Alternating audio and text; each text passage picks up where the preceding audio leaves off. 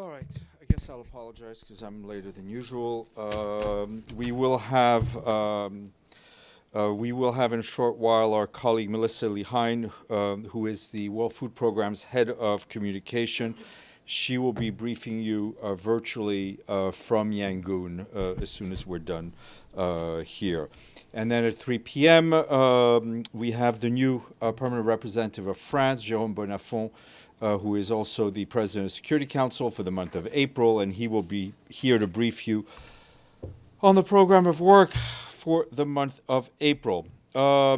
Just a bit on Myanmar, in addition to what our guests will say on behalf of WFP. Our Humanitarian and Resident Coordinator at interim, Marcoluigi Corsi, today called on the world to step up support for the people of Myanmar.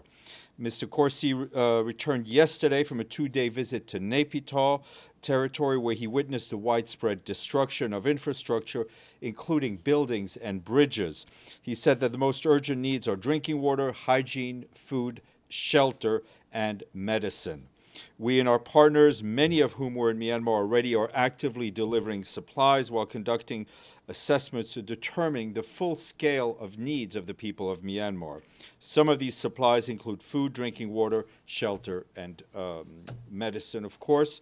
Our colleagues at UNHCR have also rushed emergency supplies from Yangon to some 25,000 earthquake survivors in the Mandalay and Nay Pyi Taw territories, and we're mobilizing more relief items from our existing stocks in Myanmar. UNICEF and its partners have begun delivering emergency water, sanitation, and hygiene kits, as well as medical kits and nutrition supplies from its pre-positioned stocks in Myanmar. The agency is also mobilizing an additional 80 metric tons of critical supplies from global hubs. They say that this is not enough, of course, given the scale of the disaster faced by the people in Myanmar. Our colleagues tell us that telecommunications disruptions, damaged roads, and debris continue to hamper the response. They also report severe shortages of medical supplies, including trauma kits, blood bags, anesthetics, assistive devices, essential medicines, and tents for health workers. Search and rescue operations continue, and responders are working tirelessly to save those trapped under buildings. Currently, 25 urban search and rescue teams from 13 countries are operating in Myanmar. We remain, of course, deeply committed to reaching people in Myanmar who need aid and must act swiftly to provide relief before the upcoming monsoon season, which, of course, will even worsen this horrendous crisis. Even before this disaster, Myanmar faced an overwhelming humanitarian crisis where nearly 20 million people in need due to conflict and climate-induced disasters, including recent severe flooding. Yet the humanitarian response remains critically underfunded, with $56 million received so far, which is just 5% of the $1.1 billion needed. And of course, we all assume more will be needed as the assessment from the earthquake fallout continues. And you will have seen that our special envoy for Myanmar, Julie Bishop, said she stands in solidarity with the people of Myanmar as the devastating earthquake worsened the already dire situation. The earthquake has laid bare the deeper vulnerabilities facing Myanmar's people and underscored the need for sustained international attention due to the broader crisis, she said. Ms. Bishop called on all sides to urgently allow space for humanitarian relief and ensure that aid workers can operate safely wherever they are needed.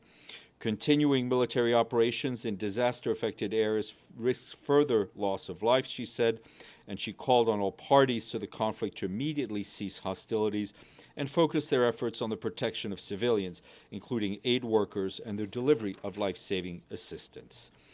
Turning to Central Asia, I can tell you the Secretary General welcomes the trilateral summit of the leaders of the Kyrgyz Republic, the Republic of Tajikistan, and the Republic of Uzbekistan, which took place yesterday on March 31st in Tajikistan. The summit saw the signing of a trilateral agreement defining the junction point of the state borders of the three countries. It follows the earlier signing of the treaty on the state borders between the Kyrgyz Republic and Tajikistan on March 13th. The Secretary General welcomes and encourages further steps to strengthen the spirit of mutual trust, good neighborly relations, and cooperations in Central Asia. I was also asked by one of your colleagues about the latest situation in Haiti, and I can tell you that the Secretary General condemns a gang attack in Mériblé Center Department, which reportedly resulted in the escape of more than 500 detainees from a local prison.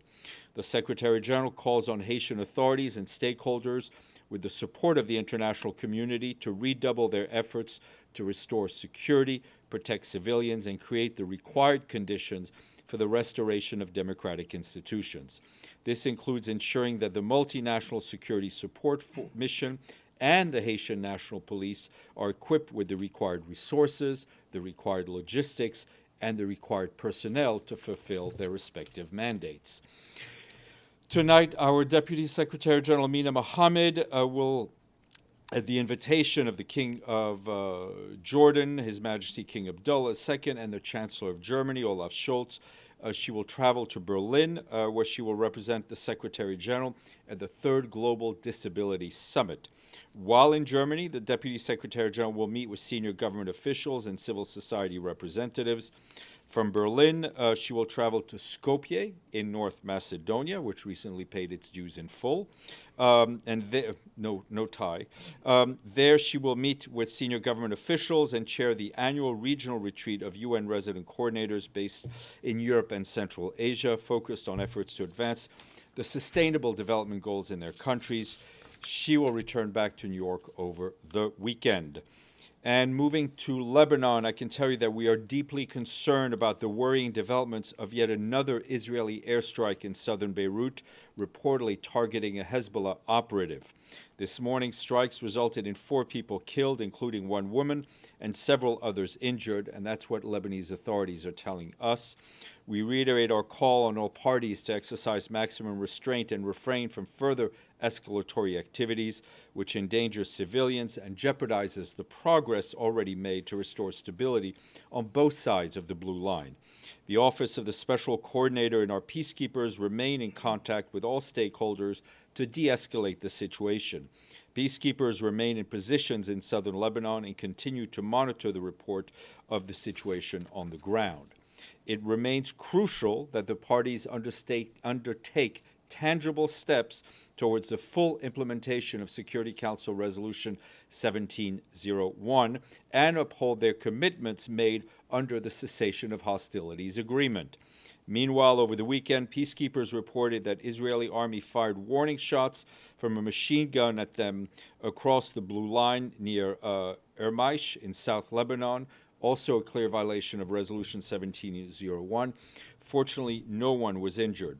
In a separate incident, the peacekeepers reported that the IDF patrol aimed a laser at them.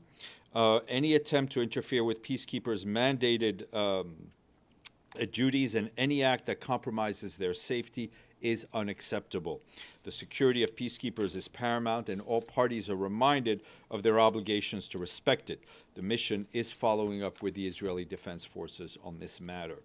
Turning to Gaza, our colleagues at the Office of the Coordination of Humanitarian Affairs tell us that intensified hostilities, including airstrikes and shelling, continue across the Strip, with more civilians killed and injured and critical infrastructure damaged. OCHA warns that Israeli displacement orders continue to force civilians to flee across the Gaza Strip and limits the space available to families to shelter. Yesterday's directive alone covered nearly the entire Rafah governorate, where about 150,000 people are estimated to be staying. OCHA warns that these displacement orders leave civilians exposed to hostilities, deprive them of access to essential services that are essential for their survival. Meanwhile, the suspension of aid entry into Gaza continues, with devastating impact on people in need.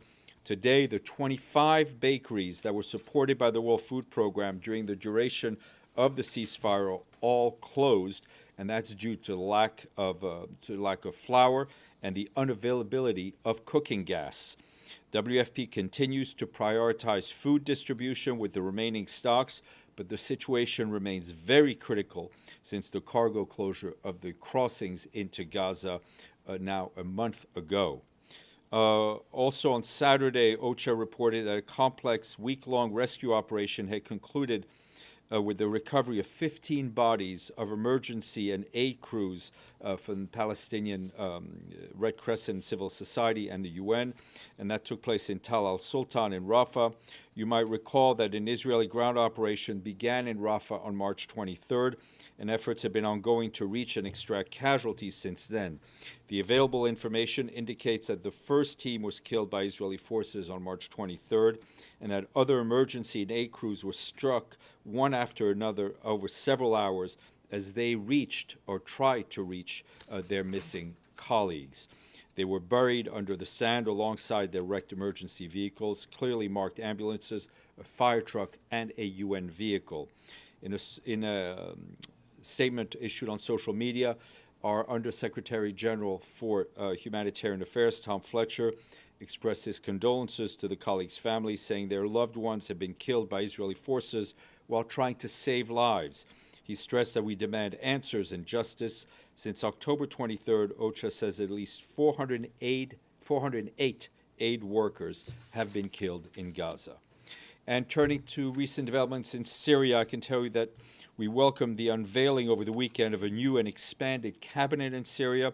Our special envoy for Syria, Geir Pedersen, has reaffirmed the importance of an inclusive political transition that enables the Syrian people to restore their sovereignty, that enables them to overcome their ongoing conflict, and enables them to realize their legitimate aspirations as well as to contribute to regional stability. In this regard, Mr. Pedersen encourages continued efforts by the interim authorities towards a credible, inclusive, and sustainable transition in terms of governance and also in terms of transitional next steps. This includes the formation of a provisional legislative council, a committee to draft the constitution, as well as preparations for free and fair elections to the highest international standards, in line with key principles of Security Council Resolution 2254. Mr. Pedersen does plan to be in Damascus soon and to continue his engagements with the interim authorities, as well as a broad spectrum of Syrians and other key stakeholders in Syria. Turning to South Sudan, our peacekeeping mission there tells us that the situation in the country is relatively calm today, although political and security tensions remain high. The head of the UN peacekeeping mission, Nicholas Haysom, is involved in diplomatic efforts that are ongoing to try to broker a peaceful solution. He is doing this in partnership with other regional actors and as well as other diplomatic community in South Sudan. We encourage the parties to resolve grievances through dialogue rather than military confrontation and to reconvene as a truly unified government under the revitalized peace agreement. In this regard, we note that public communication from the African Union Commission said it plans to deploy a high-level delegation from the AU panel to the WISE to Juba this week with the parties and other peace partners. And moving to north to Sudan itself, where the humanitarian security situation it remains dire and is worsening. We're gravely concerned by reports of intensified hostilities in and around El Fasher in North Darfur State, including attacks in the past 2 days that resulted in civilian casualties. Yesterday, reported shelling in the Abu Shuk displacement camp north of El Fasher killed and injured civilians. As you know, famine is occurring in hotspots in at least 5 locations in Sudan. Abu Shuk is one of them, in addition to Zamzam and Al-Salam camps in North Darfur and in host communities and camps for internally displaced in the western Nuba Mountains. That's about 640,000 human beings living in those areas. The Office for the Coordination of Humanitarian Affairs calls for urgent action to prevent the spread of famine in the country, particularly ahead of the lean and rainy season starting in just 2 months' time. It is critical that aid organizations have the safe and unimpeded access to people in need wherever they are. Currently, some 25 million people in Sudan are acutely food insecure, with the number of people facing hunger typically peaking during the lean and rainy seasons between June and September. In addition to food and nutrition support, agricultural assistance is urgently needed to boost local food production and to help keep famine from spreading.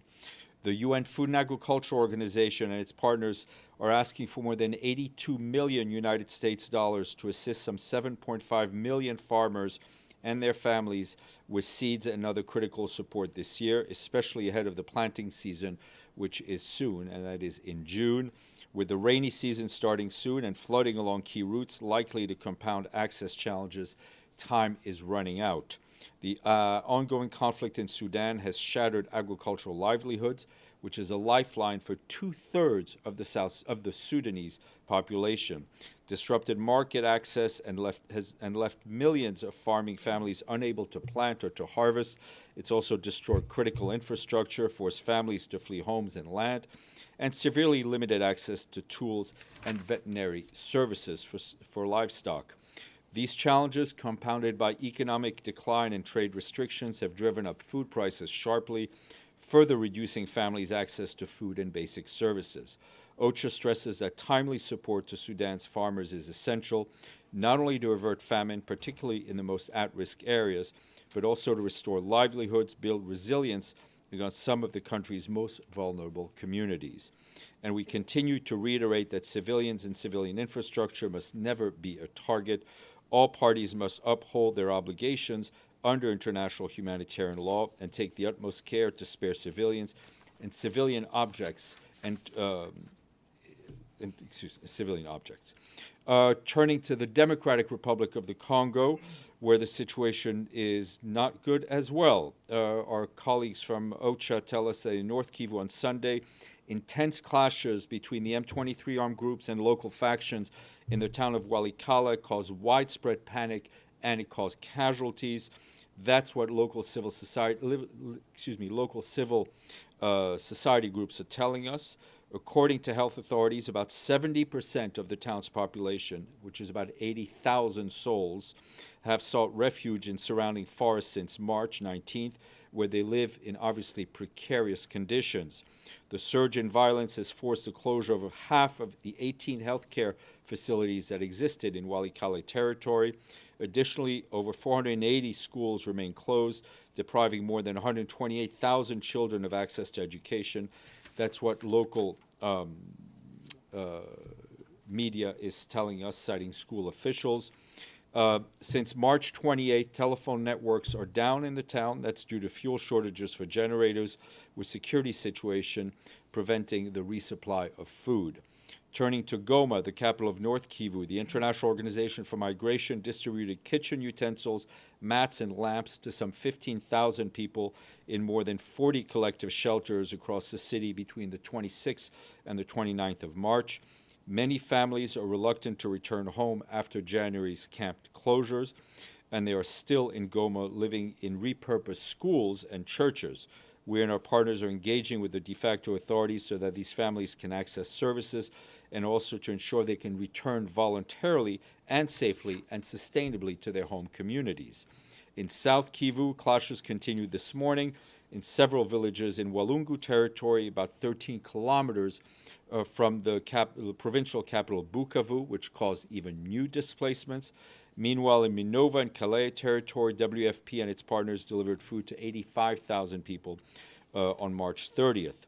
Finally, in Maniema, another province increasingly impacted by increasing security in the east, local authorities report that the province is confronting a dire nutritional emergency, with 13 out of 18 health zones now classified as being at risk.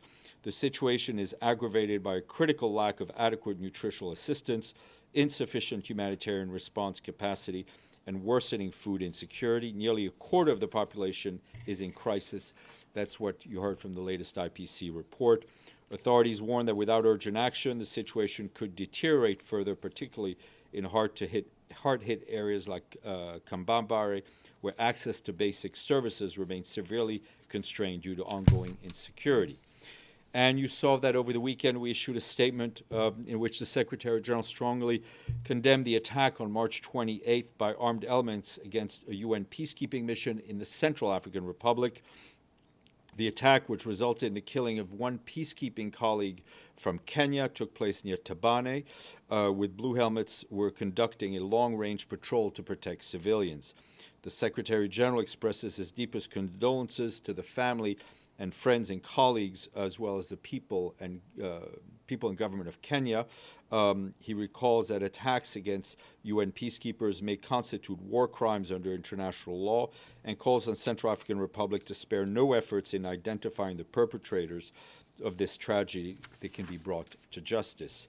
And lastly, moving to Europe and Ukraine, our humanitarian colleagues tell us that aid workers continue to provide emergency assistance following a massive drone attack in recent days on the densely populated cities of Dnipro, Kharkiv, and Kryvyi. According to local authorities, the attacks killed civilians and injured several others, including children. Multiple residential buildings, including nursery, as well as nurseries and schools, were also damaged in the attacks. Our humanitarian coordinator for Ukraine, Matthias Schmale, condemned the attacks, adding that hostilities continue to inflict suffering on the people of Ukraine, working alongside first responders and municipal services.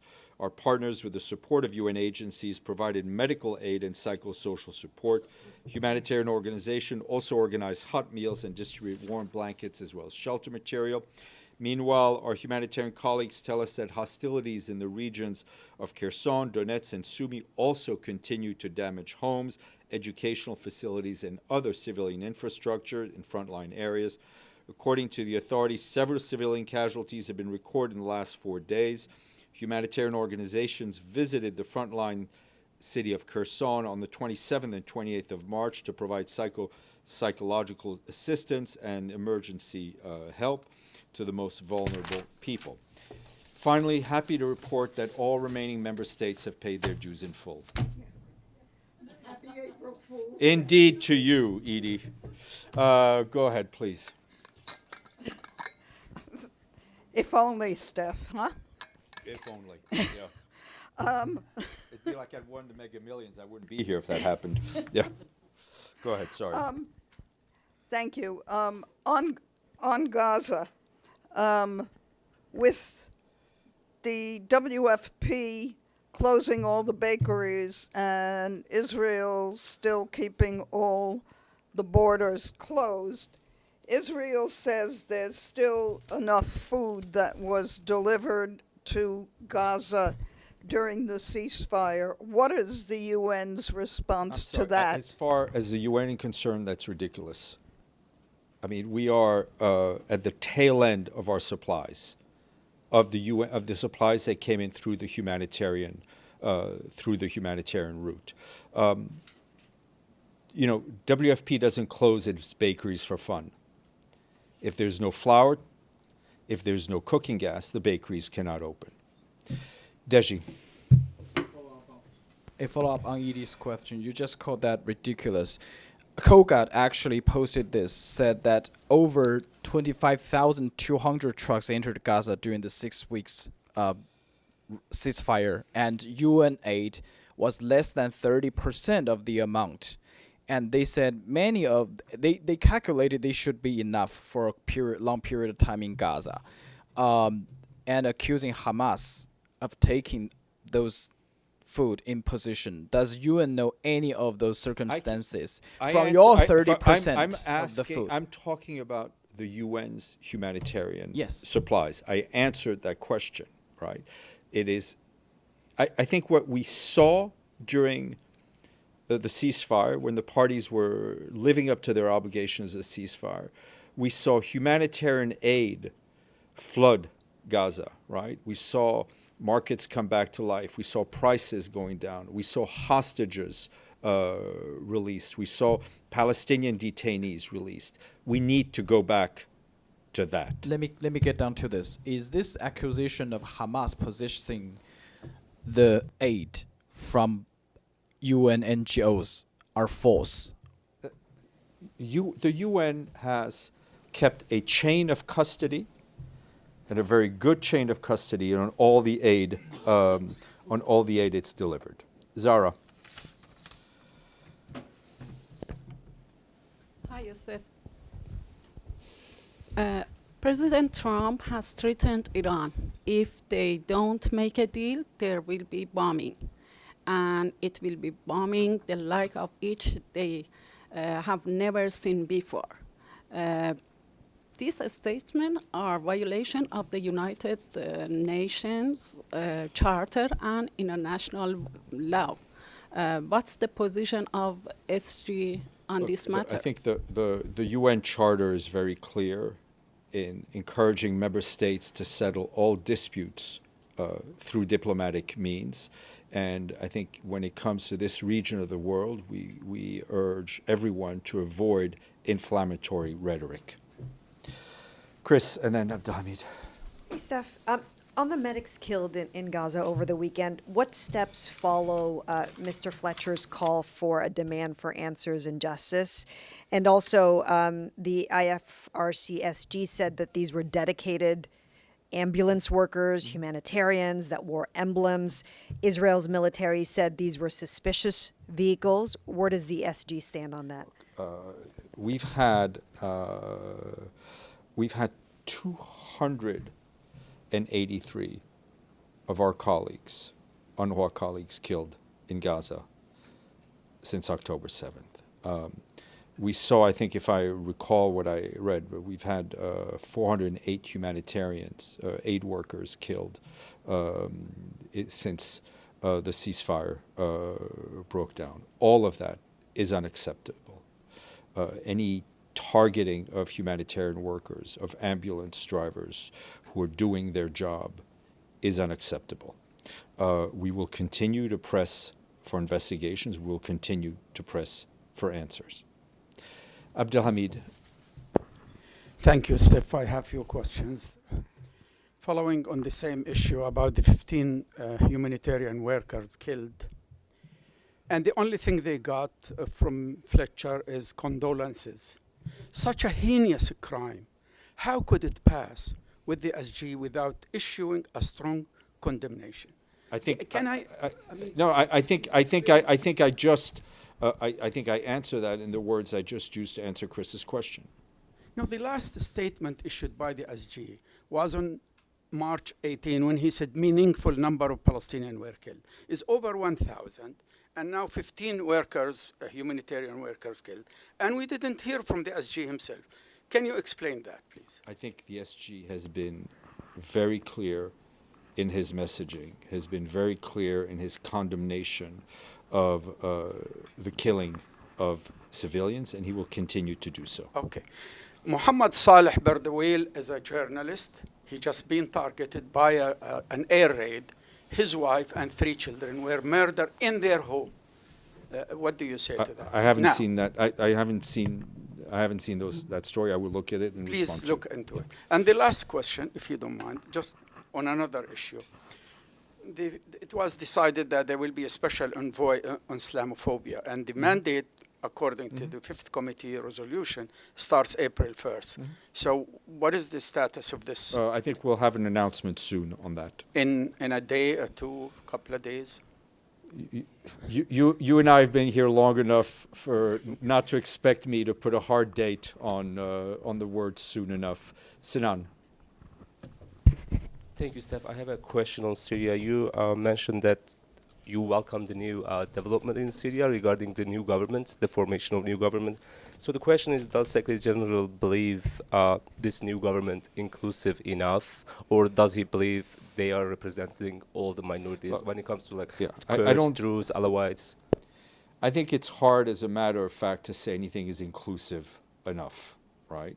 What we can say is that the new and expanded cabinet is more inclusive than the one established soon after December 18th. And yes, please. Just quick follow-up. Also, the minorities have been sending their critics because they think it's, first the transitional constitution, the second the new doesn't have enough protection for minorities. What Secretary General thinks about that? About the critics. The minorities, especially different religions, Alawites and different ethnic groups, Druze, Kurds, they think there's not enough protection for them. What's Secretary General, critics or the answer or reactions to those critics? I think, Syria has come out of decades of deep trauma, right? Violence, often ethnically targeted and religiously targeted violence. It is incumbent on the authorities in Damascus to do as much as they can and more in ensuring that all minorities feel safe and represented in the new Syrian government. Stefano, Evelyn, Joe, and then we'll keep going. Thank you, Stéphane. It's a follow-up on question on Iran. So the Iranian ambassador sent this letter to the Security Council. The question is, does the Secretary General think that this is just a matter of the Security Council and only the Security Council can resolve it, or he is thinking to have a role in trying to prevent a war between Iran and the U.S.? The letter was sent to the Security Council to be distributed. It has been distributed. The Secretary General, as we've said often, his good officers are always available should both or more parties involved in a dispute wish to have them. There are different mechanisms that have existed for the U.S. and European countries to speak and others to speak to Iran. We hope that all available mechanisms, all available diplomatic channels will be used to lower the tensions. Evelyn, then Joseph Klein. Thank you, Stephen. Okay, Myanmar, Burma. Did the UN have quantities of goods or aids in the country, or Yes, I mean, we did. As I said, we had a lot of pre-positioned aid, Yeah. and our colleague from Melissa from WFP, who's on the screen and eager to answer your questions, will be able to answer that in full detail. Oh, and secondly, there's a civil war going on in this country. Any chance of a humanitarian truce, or In which country? Burma? Oh, yes. Well, I think I would encourage you to read Julie Bishop's statement.